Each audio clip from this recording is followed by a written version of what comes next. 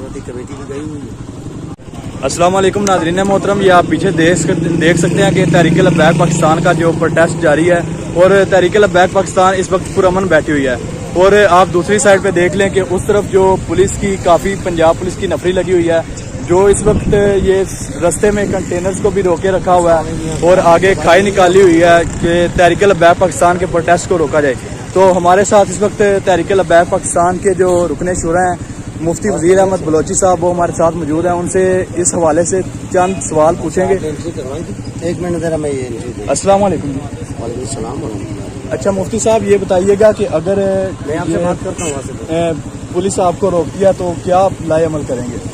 देखिए, हम लोगों ने कराची से लेके यहाँ तक आए बिल्कुल पुरअमन तरीके से, कोई नुकसान किसी शहर का, कोई जो किबीन है ना, जो ढाबा है, उसका भी हमने नुकसान किया हो तो फिर वो जाहिर करें हम नुकसान करने के लिए तैयार हैं। पुरअमन तरीके से हम लोग जा रहे हैं, हमारे मुतालबात हैं, मुजाकराती कमेटी भी गई हुई है, लेकिन हम पहल नहीं करेंगे। जी ठीक हो गया। मुफ्ती साहब का कहना है कि हम पहल नहीं करेंगे। अगर पुलिस की जानिब से कोई कार्रवाई दिखाई गई तो पुरअमन ही हमारा एहतजाज रहेगा।